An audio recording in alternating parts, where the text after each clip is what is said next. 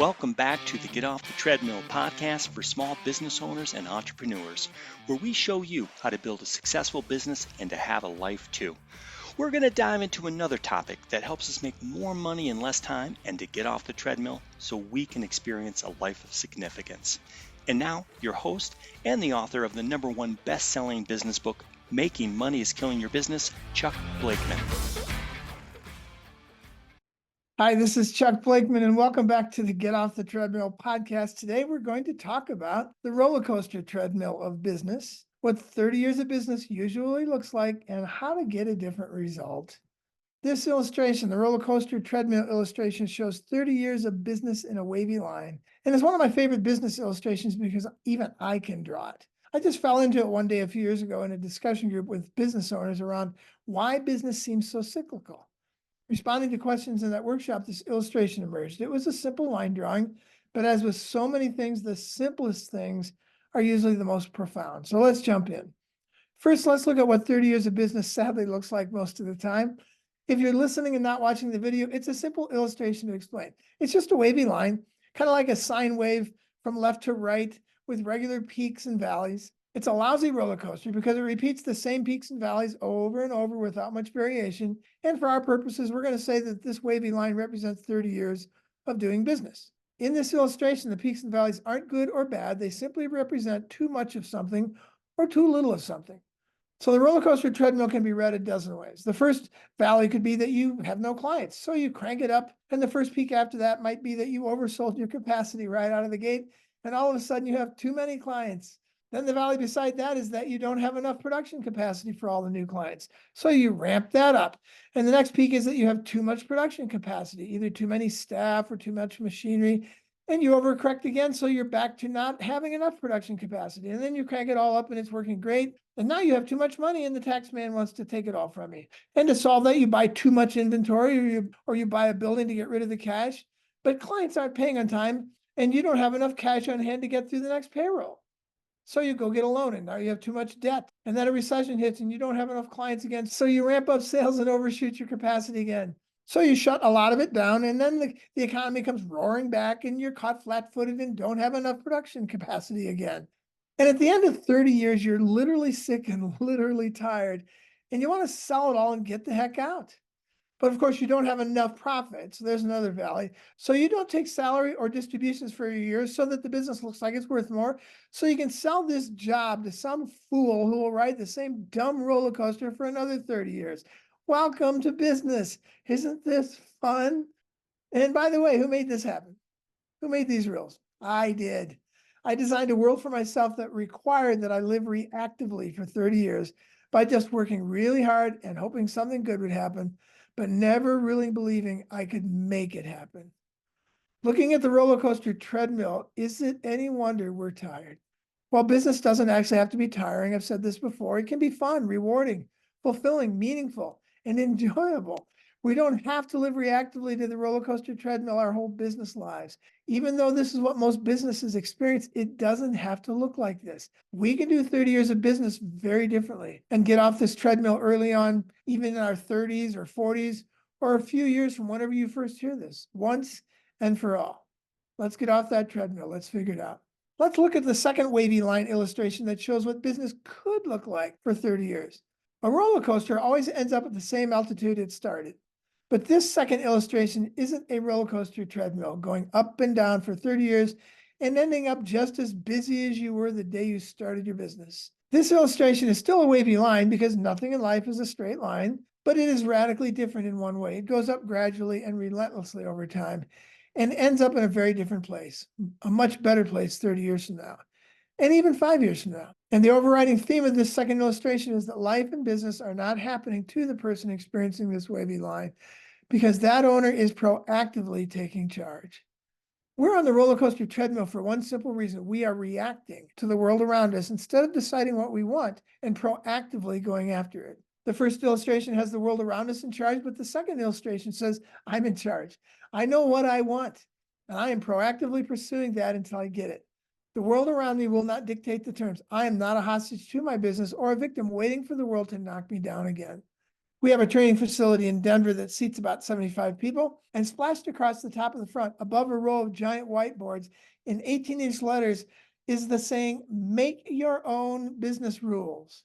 Why? Simple, because she or he who makes the rules wins. If I'm letting the world around me make the rules, who do you think wins? The world around me. If I'm making my own rules, who do you think wins?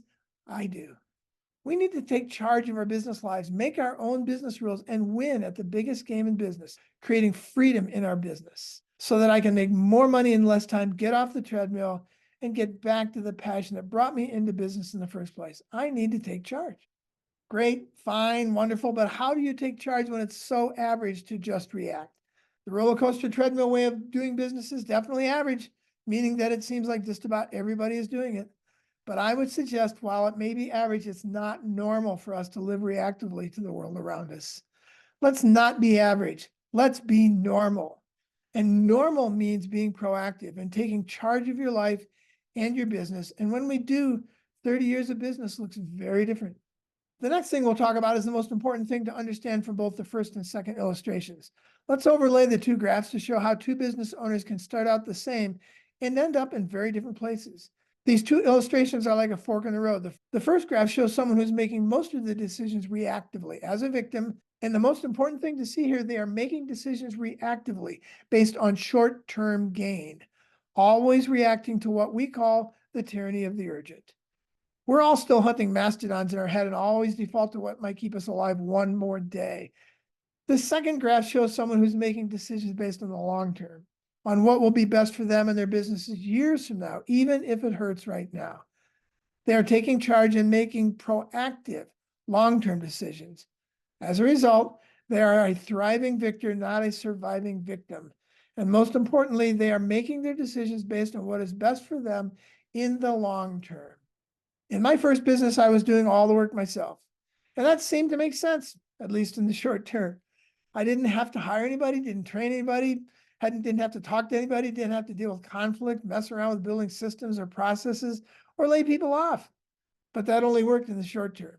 I couldn't take a day off without losing money.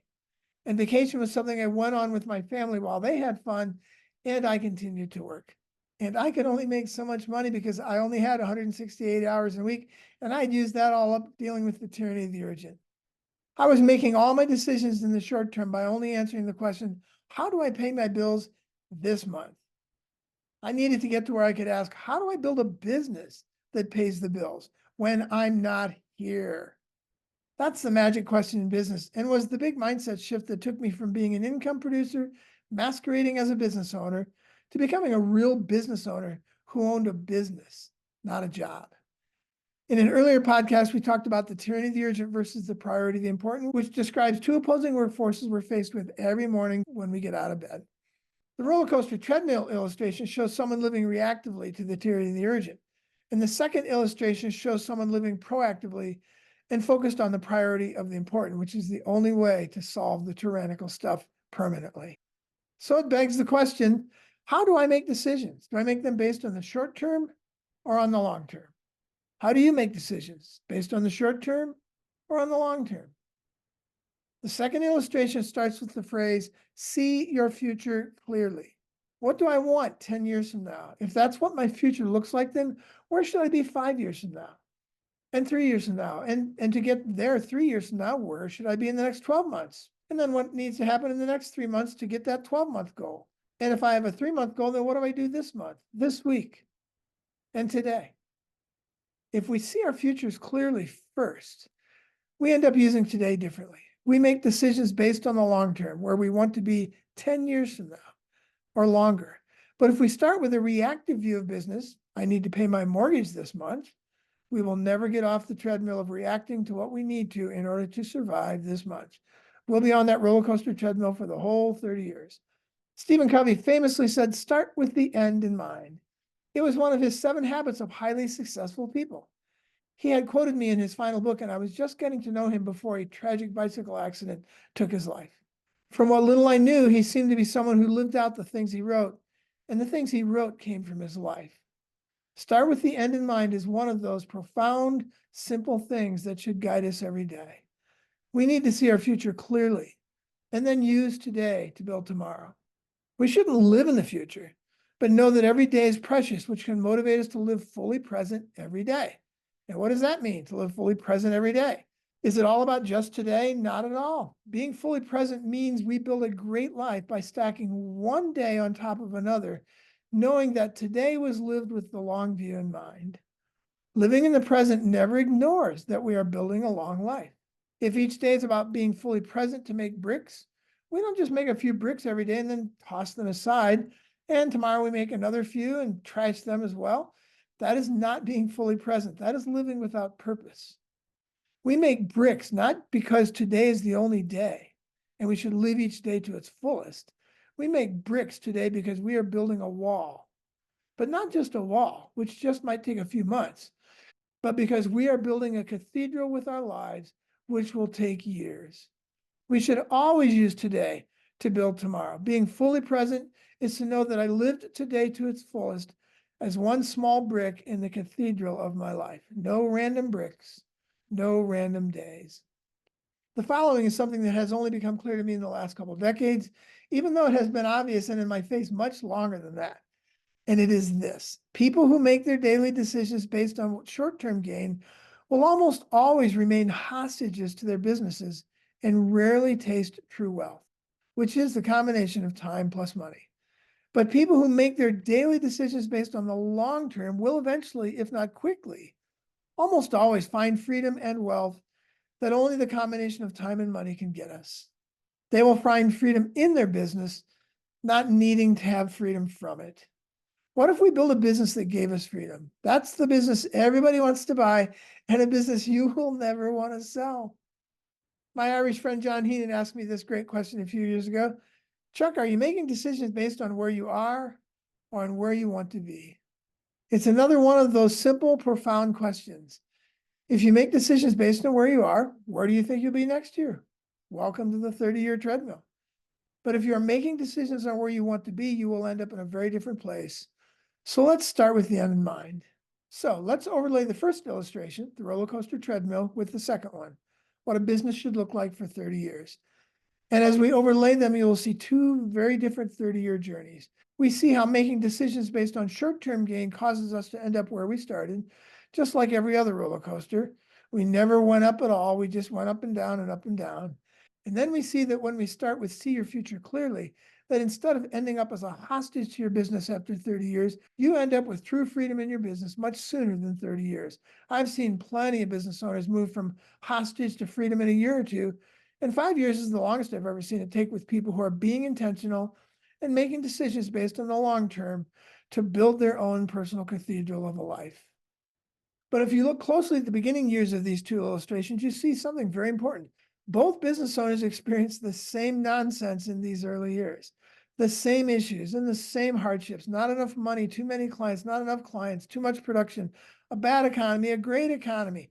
Neither one of these people are getting a break, nor is either one any luckier or any smarter than the other. Business owners who achieve freedom in their business don't get a pass. As they face the very same trials and tribulations as anyone else will, they do one thing differently. They make today's decisions based on what will be best for them and their business in the long term.